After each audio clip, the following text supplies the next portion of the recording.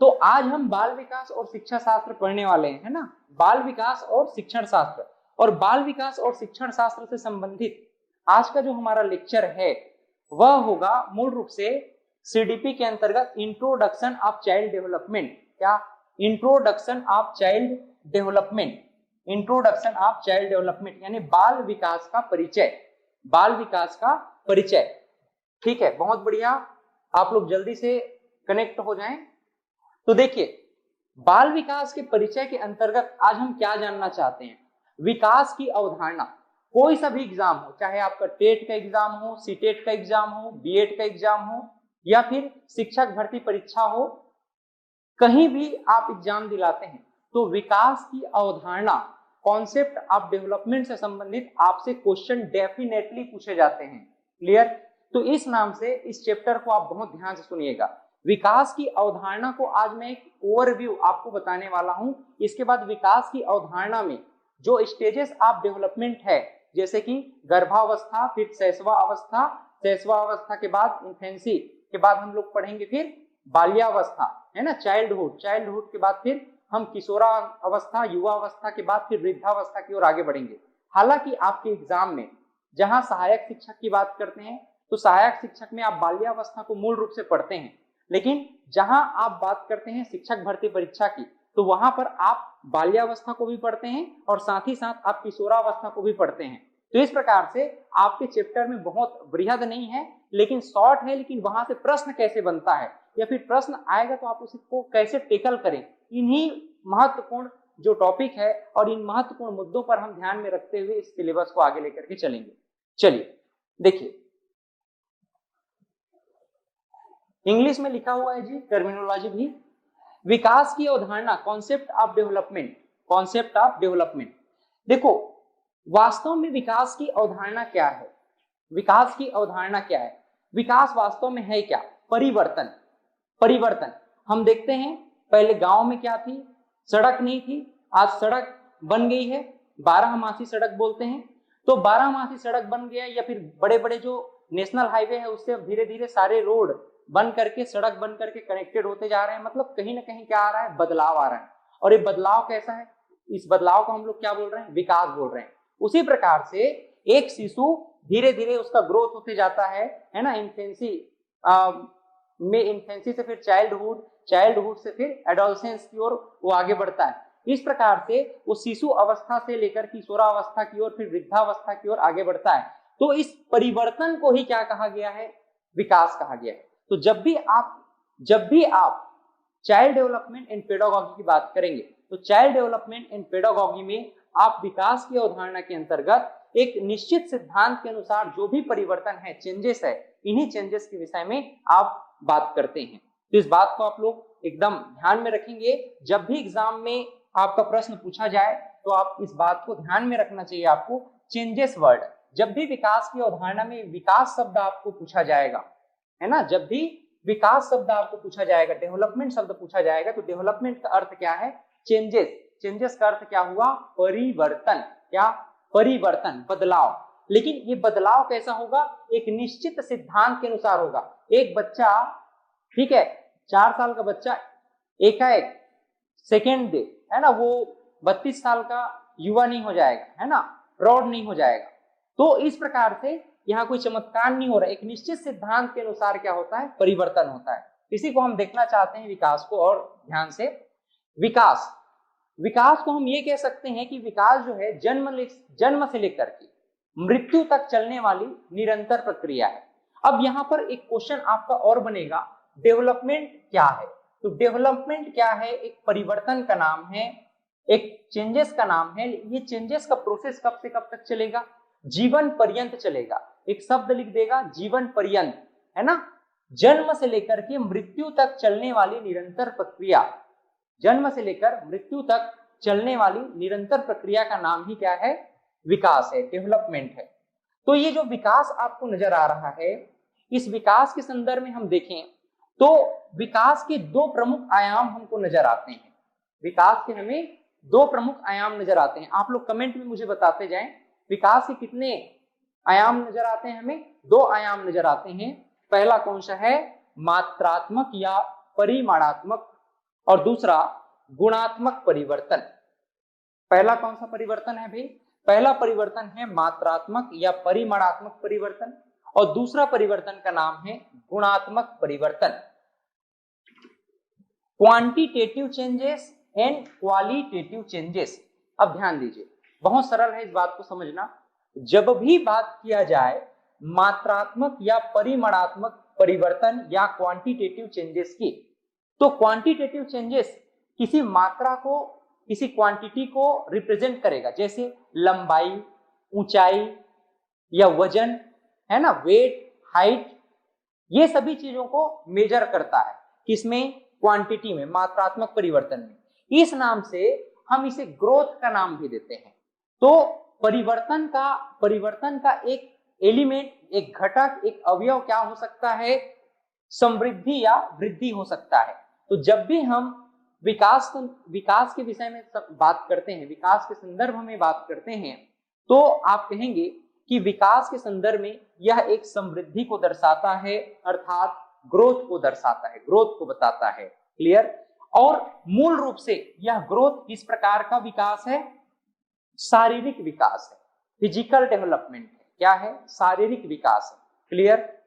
तो हमने देखा विकास के संदर्भ में विकास क्या है भाई? जन्म से लेकर के मृत्यु तक चलने वाली एक निरंतर प्रक्रिया है। जन्म से लेकर मृत्यु तक चलने वाली एक निरंतर प्रक्रिया। निरंतर शब्द मैंने क्यों कहा? कंटिन्यूअस शब्द का मैं प्रयोग क्यों कर रहा हूं?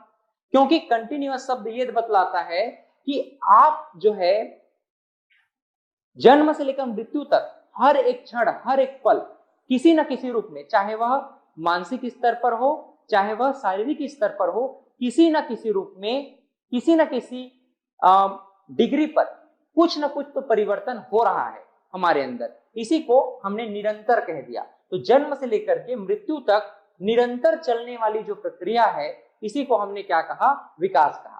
क्लियर? और विकास के कितने आयाम हैं? 2 आयाम हैं। कौन कौन से? एक क्वांटिटेटिव चेंजेस और एक क्वालिटेटिव चेंजेस। क्वांटिटेटिव चेंजेस मात्रात्मक या परिमाणात्मक परिवर्तन क्या होता है? मूल रूप से शारीरिक विकास होता है। शारीरिक विकास के अंतर्गत क्या होगा? शारीरिक विकास के अंतर्गत हम मूल रूप से देखते हैं कि लंबाई, ऊंचाई या वजन, इन सब का बढ़ना ही मूल रूप से क्या कहलाता है? शारीरिक विकास कहलाता है, जिसे हम ग्रोथ का नाम भी देते हैं, जिसे हम वृद्धि का नाम देते हैं। क्लियर? वहीं अगर हम बात करें गुणात्मक परिवर्तन की, किसकी? गुणात्मक परिवर्तन की, यानी क्वालिटेटिव चेंजेस। तो क्वालिटेटिव चेंजेस क्या है? क्वालिटेटिव चेंजेस में मूल रूप से गुणों में परिवर्तन होता है। सपोज एक व्यक्ति है, एक व्यक्ति का अगर शारीरिक विकास हो रहा है, एक व्यक्ति का अगर शारीरिक फिजिकल लेवल पर विकास हो रहा है, वह बाल्यावस्था से किशोरावस्था, युवावस्था, फिर प्रौढ़ावस्था की ओर अग्रसर हो रहा है, तो हमें किस प्रकार का परिवर्तन देखने को मिला? मात्रात्मक परिवर्तन, जिसे हम ग्रोथ कहेंगे। स्पेशली इस ग्रोथ शब्द ध्यान में रखना, क्योंकि एग्जाम में यही शब्द पूछा जाता है। इसे हम दूसरे शब्दों में क्या कह देते हैं? शारीरिक विकास भी कहते हैं। लेकिन ये बच्चा जो है पढ़ लिख करके विवेकशील होता है, तर्कशील होता है, तो इसके अंदर गुणों का विकास होगा, इसकी पर्सनालिटी डेवलपमेंट होगी। तो इस प्रकार से इसके अंदर गुणों का जब विकास होगा, इसके अंदर जब संज्ञानात्मक विकास होगा, कॉग्निटिव डेवलपमेंट होगा, और कॉग्निटिव डेवलपमेंट के द्वारा इसका मेंटल एंड साइकिकल डेवलपमेंट होगा, मानसिक विकास होगा। तो इस प्रकार के जो विकास का रूप है, इसे हम लोग क्या कहते हैं? गुणात्मक परिवर्तन कहते हैं या क्वालिटेटिव चेंजेस कहते हैं। क्लियर? ये दोनों बातें समझ में आ गई। ये 2 बातें अगर आप समझ गए तो विकास को समझना बेहद आसान हो जाएगा, और विकास से संबंधित जो भी प्रश्न बनेंगे आसानी से आप उसको डील कर पाएंगे। यानी विकास का मतलब मूल रूप से क्या है? एक निश्चित आयाम के माध्यम से परिवर्तन, जो कि जीवन से लेकर मृत्यु तक चलती है। इसके 2 प्रमुख क्षेत्र हैं, मात्रात्मक और गुणात्मक। गुणात्मक में विचार में, बोलने में, पर्सनालिटी में, है ना, उसके जो भी इनर फीलिंग्स है, और दुनिया को समझने, तर्कशीलता, लॉजिकल वे पर, मैथमेटिकल वे पर जो भी वो ज्ञान अर्जन करता है, इन सभी को हम मूल रूप से क्या कहते हैं? गुणात्मक परिवर्तन कहते हैं, क्वालिटेटिव चेंजेस कहते हैं। यहां तक सब कुछ समझ में आया? चलिए आगे बढ़ते हैं।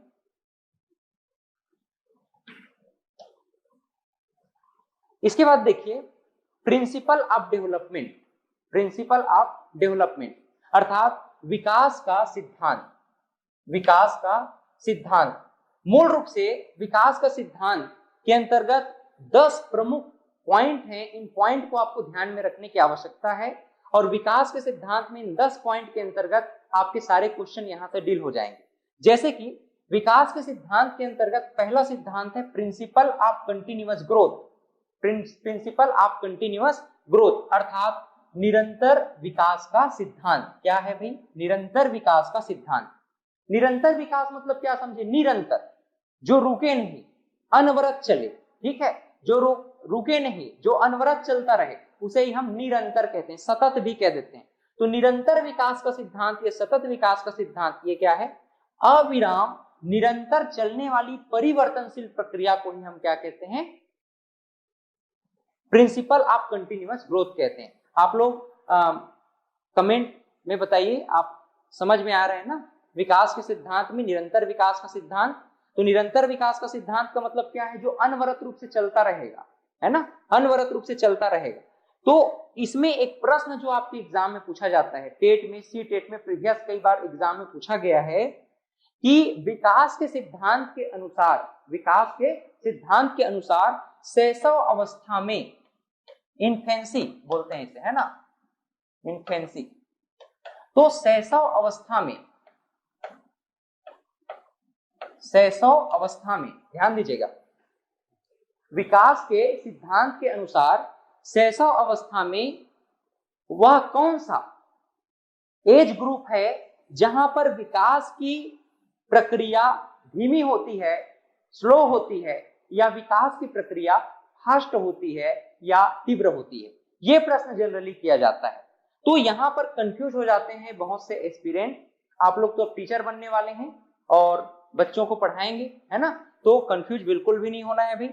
तो देखिए, अविराम निरंतर चलने वाली परिवर्तनशील प्रक्रिया के अंतर्गत मूल रूप से एक प्रश्न जो आपका बनता है इन्फेंसी, सहायक शिक्षक में खास करके प्रश्न बनता है कि शैशव अवस्था में वह कौन सा एज ग्रुप है जहां पर विकास की प्रक्रिया धीमी होती है, स्लो होती है या तीव्र होती है?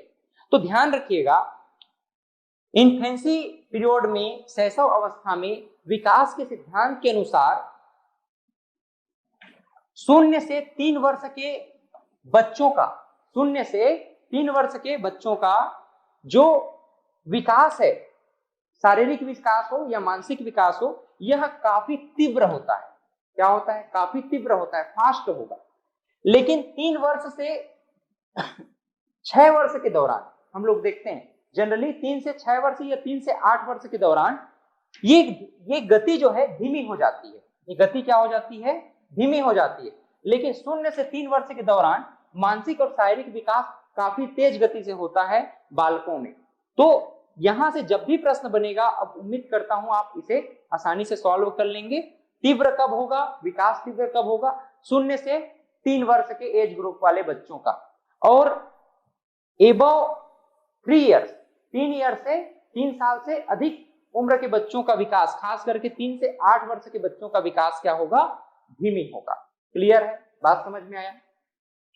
मैं आप लोगों को बहुत सारे क्वेश्चंस भी कराऊंगा। प्रीवियस ईयर के जो क्वेश्चंस आए हैं उन क्वेश्चंस को भी मैं आपको डील करूंगा, साथ साथ क्लास के दौरान ही होगा।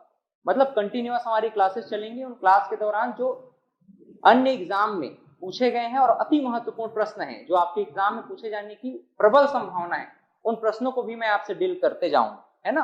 तो सब क्लास में बने रहें। विकास की विभिन्न गति का सिद्धांत, दूसरा सिद्धांत यहां पर कह रहा है विकास की विभिन्न गति का सिद्धांत। विकास के विभिन्न गति का सिद्धांत यानी principle of different rate of growth, principle of different rate of growth, यानी विभिन्न व्यक्तियों में विकास कैसा होगा? भिन्न भिन्न गति से होगा।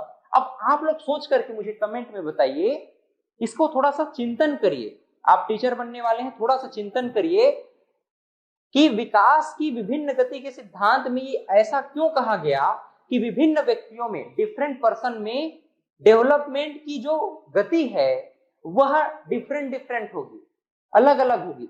इसमें लॉजिक लगा के देखिए। आप लोग कमेंट करके मुझे बताइए कि आपको क्या लगता है, आपका विवेक क्या कहता है कि अलग अलग मनुष्य में विकास की गति भिन्न भिन्न क्यों होगी? कमेंट करके बताइए। आपके कमेंट का मैं वेट कर रहा हूं, जल्दी से कमेंट करिए आप लोग। चलिए ओके, आप लोग कमेंट करते रहिए जब तक हम इस पर बात करते हैं। देखिए उसका इन्वायरमेंट कैसा है जहां पर बालक जन्म लिया है। बालक जन्म लिया है उसका इन्वायरमेंट कैसा है? इन्वायरमेंट, इसका इन्वायरमेंट कैसा है? इन्वायरमेंट में बहुत सारी चीजें आती हैं। इन्वायरमेंट के अंतर्गत इसका परिवार आ गया, ठीक है, इसका घर, इसका परिवार, परिवार किससे जुड़ा हुआ है? समाज से जुड़ा हुआ है।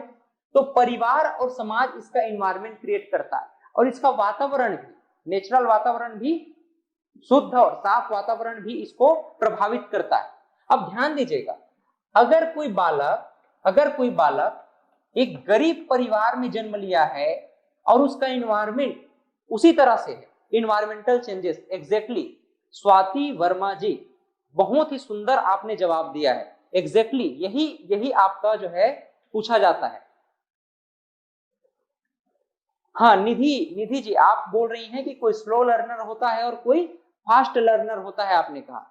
अच्छा, आकांक्षा जी आप बोल रही हैं every individual is different in their environment. Exactly, this is right answer.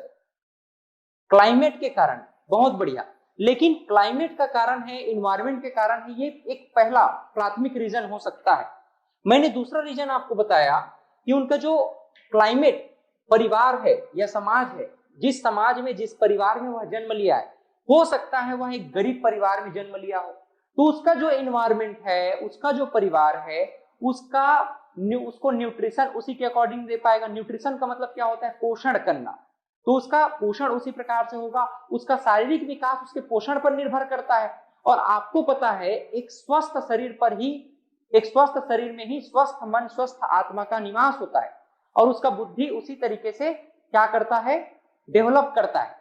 कहने का मतलब है अगर एक गरीब परिवार में जन्म लिया है बच्चा, तो उसमें विकास की गति एक संपन्न परिवार में और एक एजुकेटेड परिवार में जन्म लिए बच्चे से कहीं ना कहीं हमको थोड़ी ना थोड़ी भिन्नता देखने को मिलेगी। इसी को यहाँ पर विकास की विभिन्न गति का सिद्धांत के अंतर्गत बताया गया है, principle of different rate of growth. विभिन्न व्यक्तियों में विकास की गति भिन्न भिन्न होती है। ये मूल रूप से इसके इन्वायरमेंट पर निर्भर करता है कि वह उसका पर्यावरण कैसा है। बहुत बढ़िया, आप लोगों ने बिल्कुल सही उत्तर दिया। Heredity, exactly Nidhi ji, heredity is also very very important term, है ना। हेरिडिटी, उसकी हेरिडिटी का मतलब क्या समझते हो?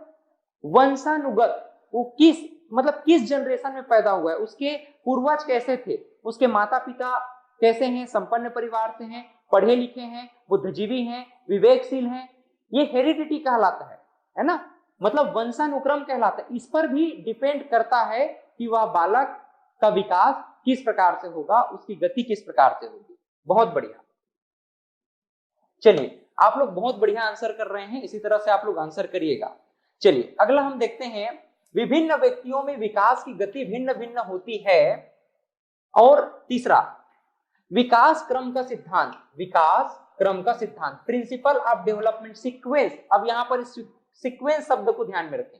सीक्वेंस का मतलब है क्रम, विकास के क्रम का सिद्धांत।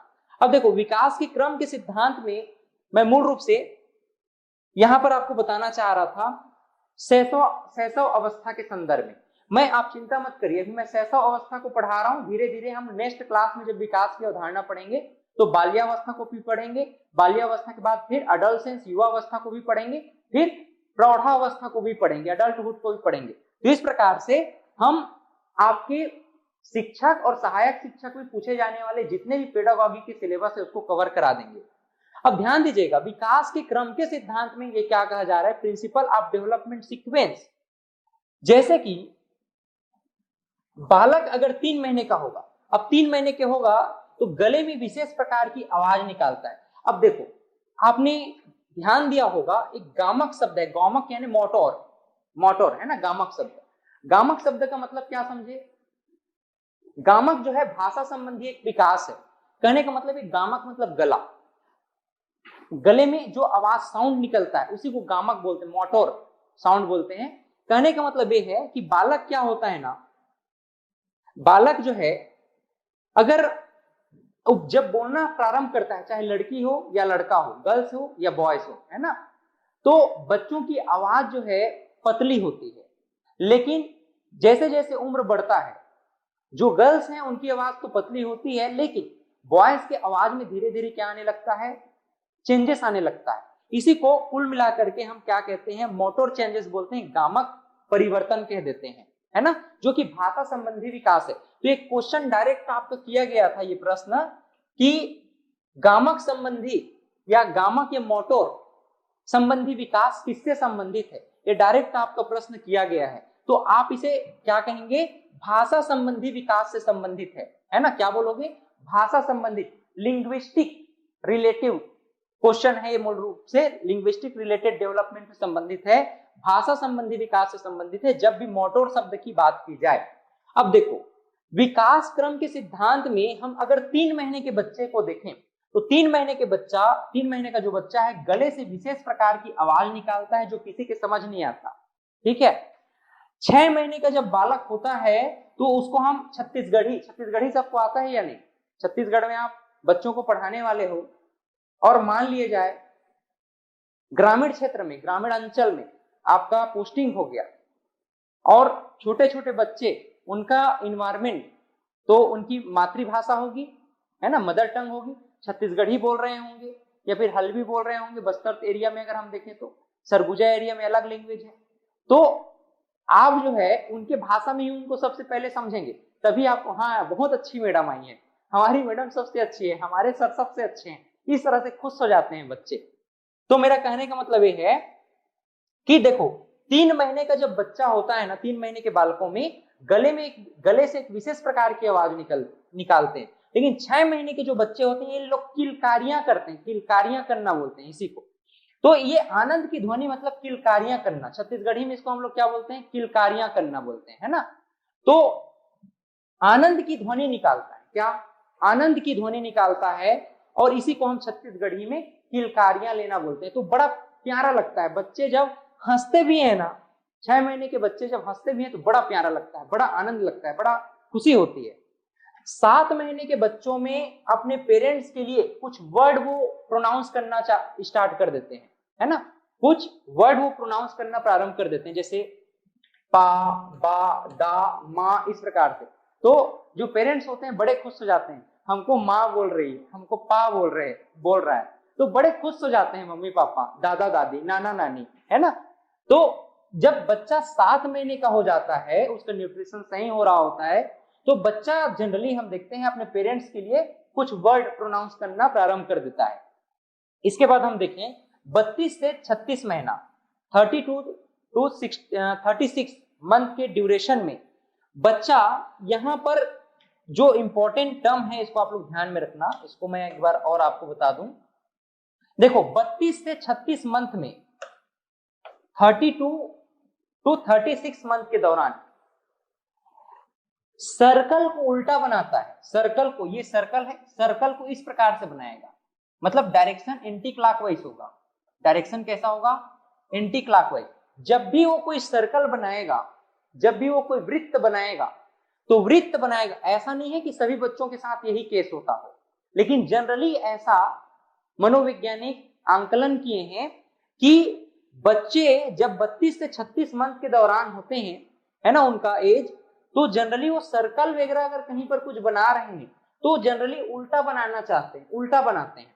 लेकिन वो जब 60 से 72 महीने के हो जाते हैं तो पुनः वह क्या हो जाता है, सीधा सर्कल बनाना प्रारंभ करते हैं, मतलब क्लॉकवाइज, ठीक है, फिर क्लॉकवाइज सर्कल बनाना प्रारंभ कर देंगे। तो इसी को एग्जाम में पूछ दिया जाता है जनरली कि विकास के क्रम में, है ना, विकास के क्रम के सिद्धांत में किस उम्र के बच्चे सर्कल को उल्टा बनाते हैं।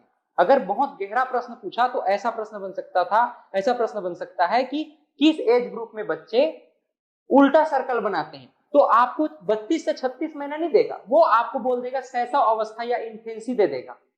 तो भी आप लोग कंफ्यूज नहीं होंगे, शैशव अवस्था, बाल्यावस्था, या फिर आपको युवावस्था या प्रौढ़ अवस्था, इस प्रकार से 4 ऑप्शन दे दिया जाएगा, इन्फेंसी, चाइल्डहुड, एडल्टहुड, है ना। तो इस प्रकार से 4 ऑप्शन आपसे दे दिए जाएंगे।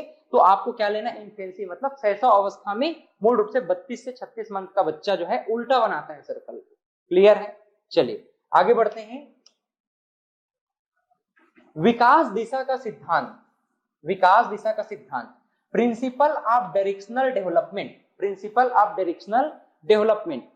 देखिए बालक का जो विकास है, ये मैक्सिमम टाइम प्रश्न पूछा जाता है। जो बालक का विकास है वो जनरली सिर से पैर की ओर होता है। देखो इस प्रकार से सिर से पैर की ओर होता है। बालक का विकास कैसे होगा? सिर से पैर की ओर होगा, ना कि पैर से सर की ओर। बहुत बार प्रश्न पूछा गया है, तो इसे एकदम ध्यान में रख लीजिए आप लोग। जब भी बालक के विकास के संदर्भ में प्रश्न पूछा जाए कि बालक का विकास कैसे होता है, अगर इस प्रकार का ऑप्शन दिया जाए कि सर से पैर की ओर होता है, पैर से सर की ओर होता है, ठीक है, दाएं से बाएं होता है, बाएं से दाएं होता है, left to right, right to left, top to bottom, bottom to top, तो हमेशा आप ध्यान में रखेंगे हेड टू फीट, मतलब कि सर से पैर की ओर होता है, सर से पैर की ओर होता है। अब देखो ये अपने जीवन काल में, लाइफ स्पान मतलब होता है जीवन काल, तो ये अपने जीवन काल में बाल विकास के सिद्धांत के अंतर्गत जीवन काल को समझने का प्रयास कर रहे हैं शैशव अवस्था के दौरान खासकर। तो प्रथम सप्ताह में बच्चा अपना सिर को उठाने का प्रयास करेगा, ऐसे सिर को उठाने का प्रयास करता है। प्रथम सप्ताह, 1 सप्ताह का बच्चा होता है तो बहुत ज्यादा उसको जानना होता है दुनिया को, उनके मम्मी पापा क्या कर रहे हैं, मम्मी पापा कौन है भी ठीक से पता नहीं होता है एकदम शिशु को, तो वो सबको जानना चाहता है, देखना चाहता है ना, बहुत कौतूहल, ईगरनेस होता है उसके अंदर में। तो प्रथम सप्ताह में वो सिर को उठाने का प्रयास करेगा। 3 माह के अंतर्गत नेत्रों पर उसका नियंत्रण करना प्रारंभ। देखो एकदम छोटा सा बच्चा होता है ना, प्रथम सप्ताह, 1 सप्ताह, 2 सप्ताह तो देख रहा है, तो देख ही रहा होता है, काफी टाइम तक देख ही रहा होता है ना। आप उस पर त्राटक नहीं कर सकते, मतलब त्राटक आप नहीं कर सकते, वो जीत जाएगा आपसे, समझ रहे हो। तो प्रथम सप्ताह में सिर को उठाने का प्रयास करेगा, 3 माह के आते आते नेत्रों पर नियंत्रण स्थापित कर लेगा। ठीक है, स्वागत है जी, गुड इवनिंग सबको, है ना। तो 3 माह के आते आते नेत्रों पर अपना नियंत्रण स्थापित करेगा। 6 माह के आते आते अपने हाथों की गतियों पर अधिकार कर लेता है। अपने हाथों की, पहले तो अपने हाथों की गतियों पर भी, मोशन पर, उसके हाथ का मोशन पर भी, अपने हाथों के मोशन पर भी उसको कंट्रोल नहीं होता, लेकिन 6 माह के आते आते वह अपने हाथों के मोशन पर कंट्रोल करना प्रारंभ कर देता है। उसके बाद अगर 9 माह की बात करें तो 9 माह के आते आते बच्चा सहारा लेकर के बैठने की कोशिश करता है, किसी भी चीज को पकड़ करके बैठने की कोशिश करेगा, हालांकि गिर जाता है बार बार, लेकिन पकड़ के, किसी चीज को पकड़ के वो बैठने की कोशिश जरूर करता है। वहीं अगर 12 माह का हो जाएगा, 1 साल का कुल मिलाकर के 1 ईयर, तो स्वयं बैठ जाता है या घिसट घिसट करके चलना भी प्रारंभ कर देता है ना। और बच्चा जब 1 साल का होता है तो पैरों, 1 साल प्लस 1+ ईयर इसको आप कह सकते हो, 1+ ईयर होता है, तो पैरों पर उसका धीरे धीरे नियंत्रण स्थापित होने लग जाता है। और 18 माह के आते आते बच्चा चलना प्रारंभ कर देता है। तो ये अपने जीवन काल में बालक का विकास हो रहा है, जो कि दिशा के संबंध में है। और दिशा के संबंध में मैंने जो आपको बताया है कि बालक का दिशा संबंधी विकास कैसा होता है, तो सिर से पैर की ओर होता है, सिर से पैर की ओर होता है। तो सिर से पैर की ओर कैसे विकास हुआ, समझ में आया? हाँ exactly, Akanksha ji, principle of directional development, very good, बहुत बढ़िया। प्रिंसिपल ऑफ डायरेक्शनल डेवलपमेंट, अपने जीवन काल में वह क्या करेगा, सर से पैर की ओर उसका जो है विकास होगा। सबसे पहले सर को उठाने का प्रयास करेगा, फिर नेत्रों पर, हाथों पर नियंत्रण, है ना, फिर बैठने की कोशिश करेगा, फिर पैरों पर नियंत्रण, अंतिम में चलना प्रारंभ करता है। यानी कि सर से पैर की ओर उसका विकास का क्रम होता है। बहुत बढ़िया, चलिए आगे बढ़ते हैं। एकीकरण का सिद्धांत, principle of integration. Principle of integration का मतलब वही है जो हमने अभी सर से पैर की ओर विकास के क्रम को देखा। तो एक एक करके वो अपने सभी अंगों पर नियंत्रण स्थापित करने लग जाता है, सामंजस्य बैठाने लग जाता है। इसी को हमने क्या कहा, एकीकरण का सिद्धांत कह दिया। परस्पर संबंध का सिद्धांत, principle of inter relation, principle of inter relation, principle of inter relation परस्पर संबंध में कहने का मतलब ये है, अब देखो एक बालक है, बालक का हम एक तो शारीरिक विकास देखते हैं, फिजिकल डेवलपमेंट देखते हैं, एक साइकिक डेवलपमेंट, साइकिक डेवलपमेंट मतलब मेंटल डेवलपमेंट, मानसिक विकास, और फिजिकल डेवलपमेंट मतलब शारीरिक विकास। तो बालक का विकास दो तरीके से हो रहा है, एक तो शारीरिक रूप में फिजिकल डेवलपमेंट, एक मानसिक रूप में साइकिक डेवलपमेंट। अब ध्यान दीजिएगा, बालक में परस्पर संबंध के सिद्धांत के अंतर्गत इसका शारीरिक और मानसिक सामंजस्य होना चाहिए। ठीक है, वो कुछ भी सोच रहा है, कई बार बच्चे, आप हमेशा देखना, खास करके बाल्यावस्था के जस्ट बाद, जब युवा अवस्था में 12 से 18 वर्ष में की आयु में जब बच्चे प्रवेश करते हैं तो उनके अंदर शारीरिक परिवर्तन होता है और मानसिक रूप से भी वो जो है थोड़ा सा क्रोधित हो जाते हैं, मतलब हर चीज को एकाएक एक्सेप्ट नहीं करते, तर्कशील होना चाहते हैं।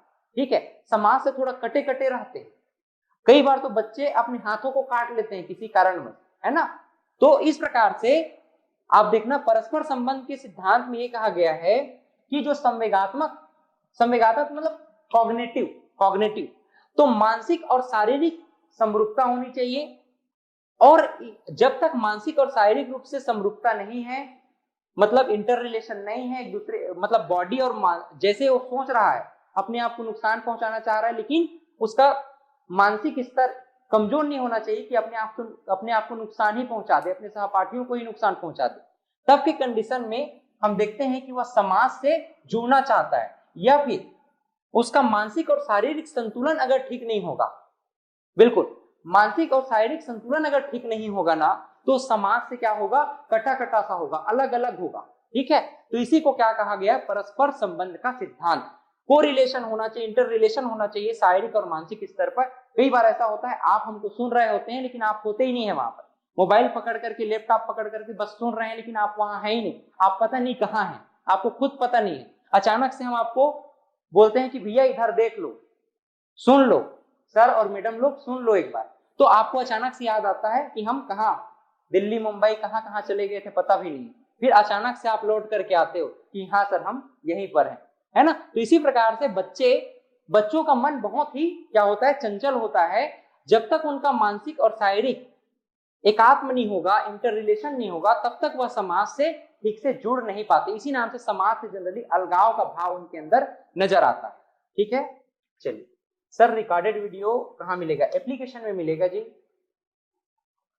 देखो, वैयक्तिक विभिन्नताओं का सिद्धांत, principle of individual difference, principle of individual difference. Individual, हर एक बालक, हर एक व्यक्ति अपने आप में अद्वितीय है ना। जैसे हर एक ताले की अलग अलग चाबियां होती है, उसी प्रकार से हर एक मस्तिष्क, हर एक मानव अपने आप में अद्वितीय है, उसके जैसा कोई भी नहीं। समझ रहे हो, प्रकृति ने, नेचर ने हर एक व्यक्ति को अद्वितीय बनाया है, तो अपने आप को कभी भी कम नहीं आंकना चाहिए, क्योंकि हर एक व्यक्ति अपने आप में क्या है, अद्वितीय है, उसके जैसा कोई नहीं। तो देखो, व्यक्तिक विभिन्नताओं के सिद्धांत, प्रिंसिपल ऑफ इंडिविजुअल डिफरेंस के अंतर्गत हम देखते हैं कि किसी भी बालक के अंदर जो भी परिवर्तन हो रहा है, जो भी विकास हो रहा है, वह 3 स्तर पर होता है मूल रूप से। वह कितने स्तर पर होगा, 3 स्तर पर होगा। एक तो शारीरिक स्तर पर होता है, एक क्या होगा, उसके शारीरिक स्तर पर होगा, दूसरा मानसिक स्तर पर होगा, और तीसरा सामाजिक स्तर पर होगा। डेफिनेटली बालक शिशु अवस्था से, इन्फेंसी से कहा गया। अब आप लोग कमेंट करके मुझे बताओ, मैं बहुत बोल रहा हूं, आप लोग अब कमेंट करके मुझे बताइए। ठीक है, सुन रहे हैं ना ध्यान से। तो शारीरिक विकास में कौन कौन से टर्म हम लोगों ने पढ़ा, 3-4 टर्म हम लोगों ने पढ़ा। पहला मैं बताया था गर्भावस्था, गर्भावस्था के बाद आप लोग बताइए, गर्भावस्था के बाद इन्फेंसी यानी शैशव अवस्था, शैशव अवस्था, शैशव अवस्था के बाद आप लोग कमेंट करिए, शैशव अवस्था के बाद हम लोगों ने क्या सुना है। आप लोग सुन रहे हैं ध्यान से, तो क्या सुना आपने, शैशव अवस्था के बाद बाल्यावस्था, चाइल्डहुड, क्या, चाइल्डहुड। देखो एक बार सुन लो ना, एक बार सुन लो, नेक्स्ट क्लास में इसको मैं बहुत अच्छे से डील करने वाला हूं और एक एक क्लास चलेगा। बाल्यावस्था पर 1 से 2 क्लास चलेगा और युवावस्था पर एक एक क्लास चलेगा। देखो गर्भावस्था, गर्भावस्था, गर्भावस्था के बाद हम लोगों ने क्या देखा? बाल्यावस्था, बाल्यावस्था, बाल्यावस्था के बाद हम लोगों ने क्या देखा? बाल्यावस्था के बाद हम लोगों ने देखा युवावस्था। बहुत बढ़िया, ठीक है निधि, बहुत बढ़िया, ऋत्विक बहुत बढ़िया, आप भी बढ़िया, बाल्यावस्था बहुत सही। बाल्यावस्था के बाद युवा किशोरावस्था आप कह सकते हो, बहुत बढ़िया। चलिए किशोरावस्था हम लिख देते हैं, आप जो बोल रहे हैं वही लिखते हैं भाई। युवावस्था या किशोरावस्था आप कह सकते हैं, किशोरावस्था कह सकते हैं, है ना। किशोरावस्था के बाद प्रौढ़ अवस्था बोलते हैं इसको, प्रौढ़ अवस्था, प्रौढ़ावस्था, एडल्टहुड, या इसे ही हम युवा अवस्था भी बोल देते हैं। युवा अवस्था के बाद फिर हम आता है क्या? युवा अवस्था के बाद क्या होगा? युवा अवस्था के बाद मूल रूप से हम वृद्धावस्था की बात करते हैं। अब देखो आप अपने एज ग्रुप को देखना, इसमें कनेक्ट करके देखना। गर्भावस्था तो क्या होता है? गर्भाधान, गर्भ धारण करने से, गर्भधारण करने से लेकर के जन्म तक क्या होता है? गर्भावस्था, जब तक जन्म नहीं लिया है बच्चा। बाल्यावस्था मूल रूप से क्या होता है? शून्य से, यानी जन्म से, अगर मैं कहूं तो ज्यादा अच्छा वर्ड होगा, अगर मैं जन्म से कहूं तो ठीक ठाक वर्ड का हल होगा, है ना। जन्म से लेकर के 5 वर्ष, जन्म से लेकर के 5 वर्ष क्या होता है? चाइल्डहुड होता है, बाल्यावस्था होता है। किशोरावस्था की हम बात करें तो 5 वर्ष से लेकर के जनरली 5 वर्ष से लेकर के 12 वर्ष तक, 5 वर्ष से लेकर के 12 वर्ष तक। देखो किशोरावस्था में एक उत्तर किशोरावस्था भी होता है, यहां पर ध्यान दीजिएगा। किशोरावस्था के बाद एक उत्तर किशोरावस्था होता है, उत्तर किशोरावस्था। ये पूर्व किशोरावस्था और उत्तर किशोरावस्था नेक्स्ट क्लास में मैं डील करूंगा हालांकि। तो उत्तर किशोरावस्था में मूल रूप से 12 वर्ष से हम लोग क्या पढ़ते हैं? 18 वर्ष पढ़ते हैं। और 18 वर्ष के बाद प्रौढ़ अवस्था में 18 वर्ष से लेकर के 25 वर्ष तक होते हैं। इसके बाद उत्तर प्रौढ़ अवस्था होता है, उत्तर प्रौढ़ अवस्था। उत्तर प्रौढ़ अवस्था में मूल रूप से 25 वर्ष से लेकर के 55 साल तक की उम्र दराज के लोग होते हैं। और 55 साल से आगे वाले, 55 साल से मृत्यु तक क्या कहलाता है? वृद्धावस्था कहलाता है। क्योंकि इसको आप टेंशन मत लो, नेक्स्ट क्लास में हम इसी पर डिस्कस करने वाले हैं। आपको ध्यान में रहे, कल की डेट में इस नाम से मैंने इसको आपको बता दिया। चलिए अब यहां पर ध्यान से देखना,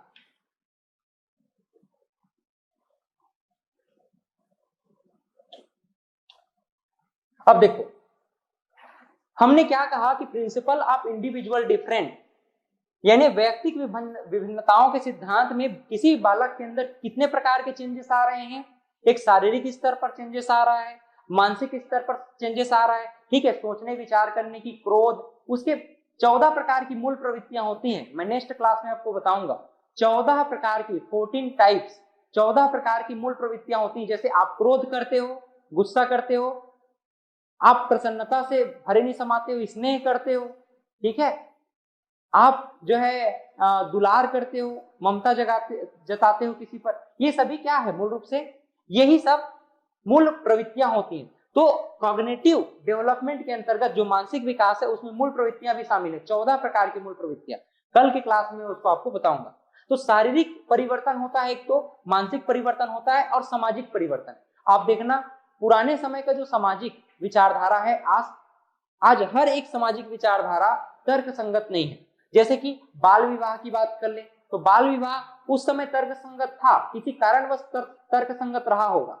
जैसे आप बहुत सारी किताबों में ये पढ़ते हैं, जानते हैं कि उस समय, है ना, काफी समय पहले, तो खास करके वैदिक काल के पश्चात हम लोग देखते हैं जब जनपद युग आया, महाजनपद युग आया, तो उस समय जो राजा महाराजा लोग हुआ करते थे वो नगर की सबसे सुंदर कन्याओं को, ठीक है, विवाह कर लेते थे या अपना दासी बना करके रख लेते थे। लेकिन सबको विवाह की आवश्यकता है, विवाह तो एक सामाजिक परंपरा है ना, तो सबको विवाह की आवश्यकता है। तो बाकी जो युवा वर्ग हैं उनको उनका विवाह ही नहीं हो पाता था। इस नाम से बाल्यावस्था में ही, मतलब कि बाल विवाह की प्रथा प्रारंभ कर दी गई। वहां के पूर्वजों के द्वारा कि भाई ये ऑलरेडी इसका बचपन में ही क्या हो गया है, विवाह हो गया है। लेकिन आगे चल करके वही क्या बन गया, कुप्रथा बन गया। किसी अव्यवस्था को सुधारने के लिए कुछ व्यवस्थित रूप अपनाया गया, लेकिन आगे चल करके जब उसको हमने बिना तर्क किए, बिना उस पर दर्शन, बिना फिलॉसफी किए अंधभक्ति टाइप का स्वीकार कर लिया, बिना तर्क किए, बिना सोचे समझे, तो वही हमारे लिए क्या बन गया, पुनः अव्यवस्था बन गया। तो इसीलिए कहा गया है कि शारीरिक विकास होता है, मानसिक विकास होता है और सामाजिक विकास होता है। तो मूल रूप से व्यक्तिगत विभिन्नताओं के सिद्धांत में विकास जो है इन 3 स्तर पर हो सकता है, शारीरिक स्तर पर, मानसिक स्तर पर और सामाजिक स्तर पर। ये तीनों का मुख्य रूप से अगर हम देखें, तीनों किससे जुड़े हुए हैं, अपने इकोसिस्टम, पारिस्थितिकी तंत्र से जुड़े हुए हैं। ये तीनों आपस में पारिस्थितिकी तंत्र से जुड़े हुए हैं। और ये पारिस्थितिकी तंत्र में जब तक उसका इन्वायरमेंट में जागरूकता नहीं होगी, इसी नाम से हम कहते हैं ना, हमारा लिटरेसी रेट को बढ़ाना है। लिटरेसी रेट यानी कि हमारी जो साक्षरता है 74 के आसपास इंडिया में, उसको हमको क्या करना है, बढ़ाना है।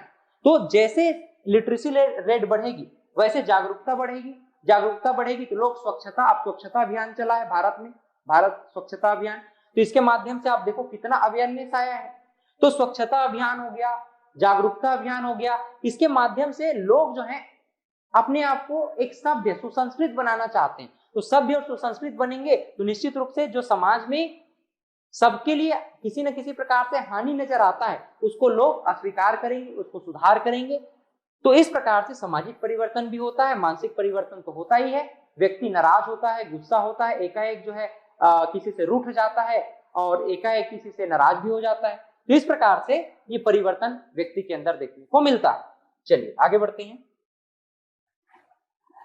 समान प्रतिमान का सिद्धांत, प्रिंसिपल ऑफ यूनिफॉर्म पैटर्न।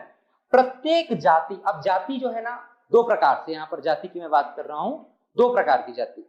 भाई मनुष्य भी एक जाति है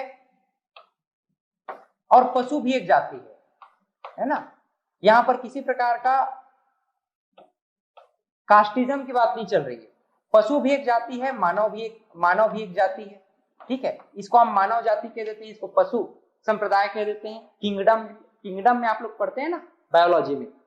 तो प्रत्येक जाति, चाहे वह मनुष्य हो, चाहे वह पशु हो, चाहे वह थलचर हो, जलचर हो, नभचर हो या उभयचर हो।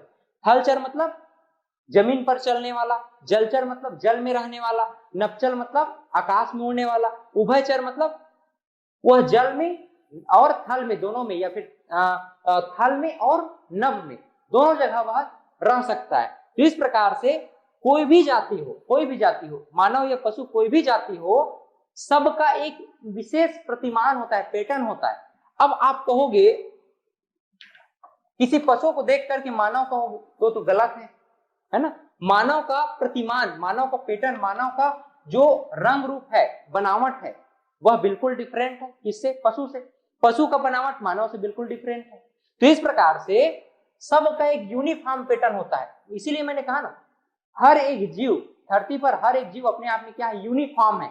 आप देखना सबका जो थंब इंप्रेशन है वह डिफरेंट होता है। आइरिस जो होता है वह सबका डिफरेंट होता है। तो हर एक जानवर, हर एक मनुष्य क्या है, अपने आप में अद्वितीय होता है। हर एक मनुष्य अपने आप में क्या होता है, अद्वितीय होता है। इसी को क्या कहा गया, समान प्रतिमान का सिद्धांत कहा गया। लेकिन पशु जाति अलग है, मानव जाति अलग है, नभचर, जलचर, नभचर और उभयचर। क्लियर है। चलिए इसके बाद देखिए सामान्य व विशिष्ट प्रतिक्रियाओं का सिद्धांत। इसे हम कहते हैं principle of general and specific response. Principle of general and specific response. हमारा मन है, हम मनुष्य हैं इसलिए हमारे पास मन है। मन के पास डिसीजन करने की एबिलिटी है, डिसीजन करने की क्षमता है। यह डिसीजन रॉन्ग भी हो सकता है या डिसीजन राइट भी हो सकता है। मतलब मन जो है निर्णय कर सकता है सही भी, और मन निर्णय कर सकता है गलत भी। तो मन जो है किसी तथ्य को, किसी एविडेंस को, किसी कंटेंट को समझकर उस पर एनालिसिस करके, है ना, उस पर किसी प्रकार का प्रिडिक्शन देता है। तो वह रॉन्ग प्रिडिक्शन भी हो सकता है और राइट प्रिडिक्शन भी हो सकता है। तो सामान्य विशिष्ट प्रतिक्रियाओं के सिद्धांत के अंतर्गत मूल रूप से संज्ञानात्मक विकास को लिया गया है।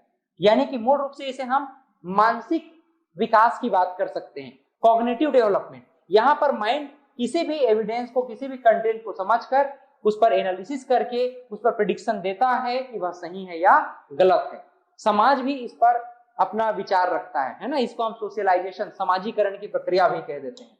चलिए, वंशानुक्रम व वातावरण की अंतःक्रिया का सिद्धांत, इसको आप लोगों ने पहले बताया कि principle of interaction of heredity and environment, है ना, principle of interaction of heredity and environment. ये कंडीशनिंग है मूल रूप से कि वंशानुक्रम और वातावरण की अंतःक्रिया के माध्यम से, इंटरेक्शन के माध्यम से बालक का किस प्रकार से विकास हो पाएगा।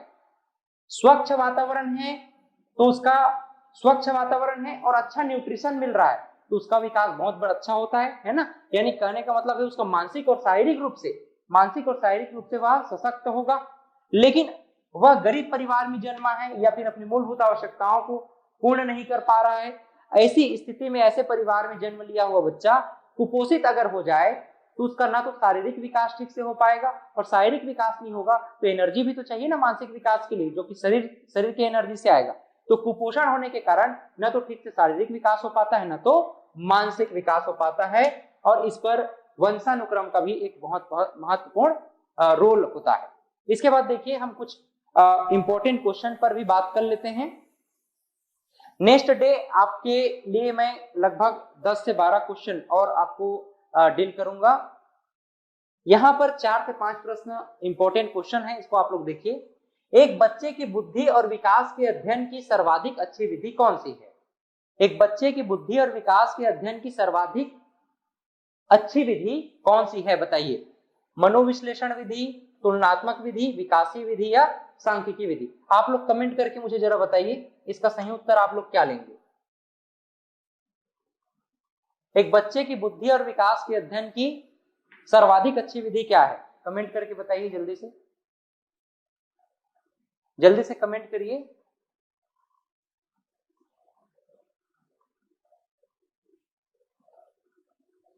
हाँ केशव जी, ठीक है केशव जी, हम आपके ये जो क्वेश्चन आपने किया है मध्य बाल्यावस्था, इस पर हम कल बहुत डिटेल में बात करने वाले हैं, है ना। कल क्लास में जरूर रहिएगा। चलिए, आप लोग कमेंट करके बताइए जल्दी, एक बच्चे की बुद्धि और विकास के अध्ययन की सर्वाधिक अच्छी विधि कौन सी है? चारों ऑप्शन में कौन सा सही उत्तर होगा? निधि जी ठीक है, बहुत बढ़िया, आप रिप्लाई कर रहे हो। आकांक्षा जी ठीक है, इंग्लिश टर्मिनोलॉजी में क्वेश्चन को भी इंग्लिश में बनाने का प्रयास करेंगे नेक्स्ट क्लास से, बहुत बढ़िया। मनोविश्लेषण, कंपैरिजन मेथड, ओके। देखिए, मूल रूप से ना ये डेवलपमेंट मेथड पर आएगा, है ना। एक बच्चे की बुद्धि मतलब माइंड और उसकी डेवलपमेंट की जो स्टडी है उसको हम किस आधार पर देखेंगे?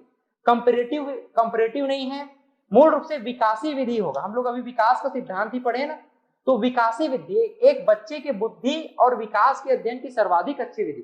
भाई बुद्धि और विकास की बात कर रहा है तो हम लोगों ने अभी पढ़ा ना, हेरिडिटी पढ़ा, पोषण पढ़ा, तो शारीरिक विकास होगा तभी ना मानसिक विकास होगा। तो विकासी विधि, विकास में सब प्रकार का विकास आता है, मानसिक विकास भी है और शारीरिक विकास भी है। मैंने शुरू में आपको समझाया है कि नहीं कि विकास मूल रूप से 2 आयाम है इसके, एक तो शारीरिक विकास मतलब कि फिजिकल डेवलपमेंट, और साइकिक डेवलपमेंट। साइकिक डेवलपमेंट का मतलब क्या समझे? मानसिक विकास। तो विकासी विधि ही बच्चे के बुद्धि और विकास के अध्ययन की सर्वाधिक उपयुक्त विधि है। बहुत बढ़िया। तो नेक्स्ट क्वेश्चन इज, मनोविज्ञान शिक्षा का आधारभूत विज्ञान है या किसने कहा है? मनोविज्ञान, साइकोलॉजी शिक्षा का आधारभूत विज्ञान है, यह बात किसने कही है? तो ये बात किसने कहा था भाई? स्किनर ने कहा था। ये बात आप लोग ध्यान में रखेंगे। अगले क्वेश्चन की ओर बढ़ते हैं। एल्किया क्या है? एल्किया एक प्रकार का डिफिशियंसी है, साइकोलॉजिकल डिसऑर्डर है, एक प्रकार से साइकोलॉजिकल मेंटल डिसऑर्डर है, या न्यूरो साइकोलॉजिकल डिसऑर्डर इसे हम कहते हैं, खास करके न्यूरो साइकोलॉजिकल डिसऑर्डर। इस पर मूल रूप से एल्किया क्या होता है? मस्तिष्क का एक भाग जो है ठीक से चीजों को अंडरस्टैंड नहीं कर पाता है। मस्तिष्क का एक भाग चीजों को अंडरस्टैंड नहीं कर पाता है, उसको रिकॉल नहीं कर पाता है, इसे हम मूल रूप से एल्किया कहते हैं। एल्किया एक प्रकार का साइकोलॉजिकल डिसऑर्डर है। इसमें हम ये कहते हैं कि एल्किया में पढ़ने की अक्षमता पाई जाती है। ठीक है, एल्किया में मूल रूप से क्या पाया जाता है? पढ़ने की अक्षमता। जल्दी से आप लोग कमेंट करके बताइए। एल्किया मतलब पढ़ने की अक्षमता यहां पर देखने को हमें मिलती है। ठीक है, चलिए, बालक का विकास होता है। बालक का विकास, इसको आप सब लोग बता लोगे। ठीक है, ये कमेंट ये आपके लिए मैं छोड़ रहा हूं। इसको मैंने तकरीबन 10 मिनट तक आपको डील किया है कि बालक का विकास डायरेक्शनल वे में देखें, डायरेक्शनल दिशात्मक दृष्टिकोण से देखें तो कैसा होगा। इसका आप लोग उत्तर दो। केवल ए बी लिख करके उत्तर नहीं देना है, पूरा लिख करके आप लोग उत्तर दो कि बालक का विकास कैसा होगा। ठीक है, डायरेक्शनल वे में पूछा गया है, डायरेक्शनल वे में कैसा होगा। एलेक्सिया एक न्यूरोसाइकोलॉजिकल डिसऑर्डर है आकांक्षा जी, है ना, जहां पर बच्चा जो है पढ़ने में संकोच करता है। कहने का मतलब उसका माइंड का एक भाग, ब्रेन का एक भाग जो है ठीक से समझ नहीं पाता चीजों को, बार बार दोहराते रहता है, बार बार अनार का आ, आम का आ, अनार का आम का, वो कम से कम 1000 बार दोहराएगा, फिर भी उसको ना समझ नहीं आता। फिर भी वो क्या बोलेगा ना, काउंट करेगा 1 2 3 4 5 6 7 8 9 10, और फिर से उसको पूछोगे तो फिर से वो घूम जाता है, 1 2 5 6 7 1 2 3 8 9 ऐसे बोलने लग जाता है। तो पढ़ने में दिक्कत होता है बच्चे को बार बार, तो उसी को एल्किया कहा गया है। ठीक है, चलो, सब लोग सही उत्तर दे रहे हो, एक्सीलेंट, बहुत बढ़िया। सर से पैर की ओर होता है, बहुत बढ़िया। ये अच्छा, मुझे एक बात और बता दो, बालक का विकास के सिद्धांत में सर से पैर की ओर होता है, तो किस प्रकार का विकास है? किस प्रकार का विकास है? इसे हम डायरेक्शनल डेवलपमेंट कहते हैं ना, दिशात्मक विकास का सिद्धांत, डायरेक्शनल डेवलपमेंट। ठीक, चलिए आगे बढ़ें। योर नेक्स्ट क्वेश्चन इज, विकास के संबंध में कथन कौन सा गलत है? विकास के संबंध में, डेवलपमेंट के संबंध में कौन सा स्टेटमेंट रॉन्ग है? रॉन्ग स्टेटमेंट को बताना है। कल आपके क्वेश्चन जो है इंग्लिश में भी होंगे, चिंता मत करिए, इंग्लिश में भी आपके क्वेश्चन होंगे, हिंदी में भी होंगे, बाइलिंगुअल होंगे। चलिए, विशिष्ट से सामान्य की ओर, यह गलत है क्या? स्पेसिफिक टू जनरल, सार्वभौमिक प्रक्रिया है बोल रहा है, यानी कि यूनिवर्सल प्रोसेस बोल रहा है। वर्तुलाकार गति बोल रहा है, मतलब एक साइक्लिक मोशन में, सर्कुलर मोशन में। दिशा सिर से पैर की ओर होता है। देखो, मैंने आपको बताया कि वर्तुलाकार गति को मैंने क्या बताया कि बच्चा जो है 0 से 3 वर्ष के बीच में या 3 से 5 वर्ष के बीच में जब भी वह सर्कल बनाता है तो क्या करता है? अपोजिट साइड बनाता है, एंटी क्लॉकवाइज बनाता है। मैं बताया हूं कि नहीं इस बात को? एंटी क्लॉकवाइज बनाता है।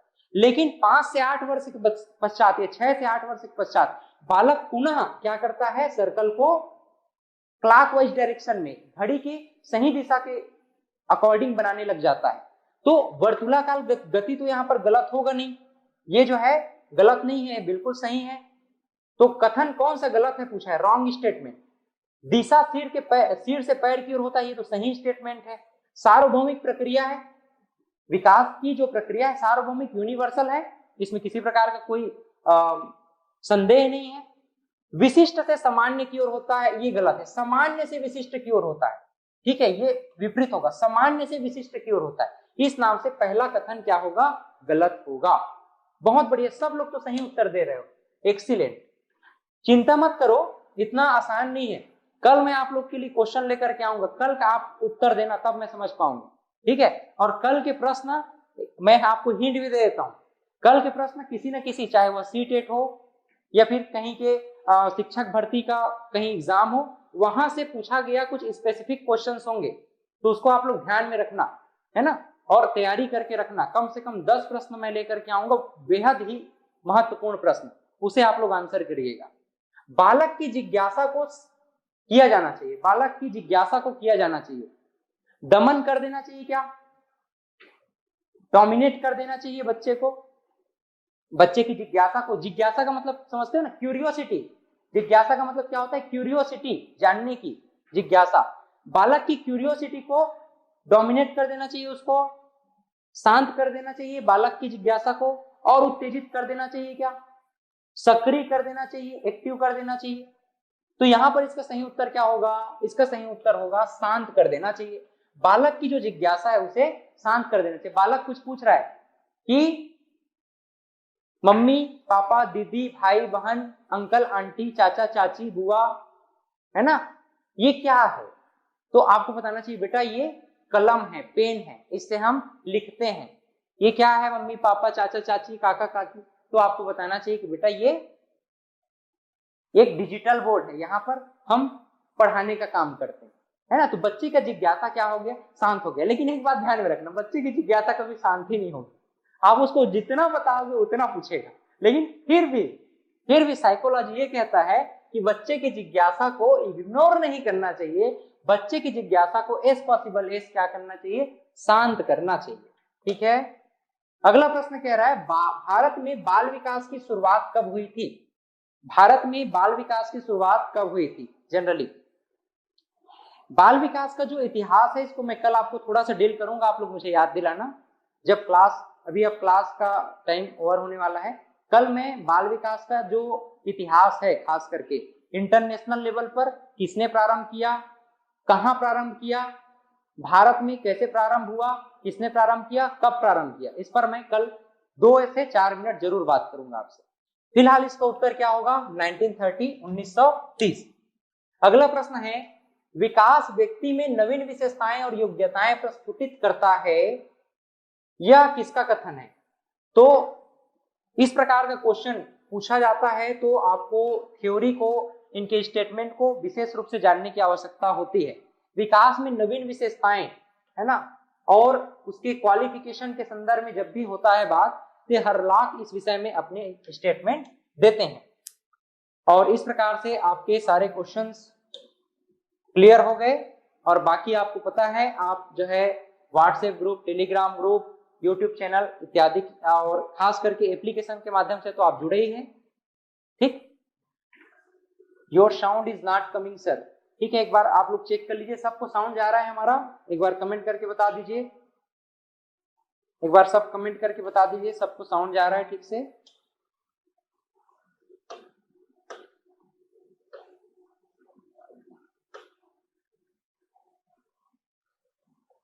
चलिए, तो मिलते हैं हम फिर से आपके नेक्स्ट क्लास में।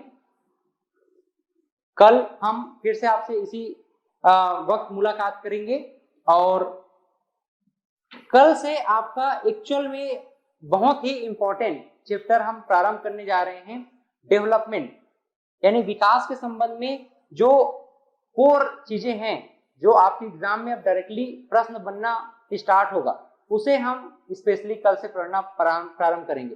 जो सहायक शिक्षक और शिक्षक भर्ती दोनों के लिए तैयारी कर रहे हैं, निश्चित रूप से कल की क्लास आप अटेंड करें।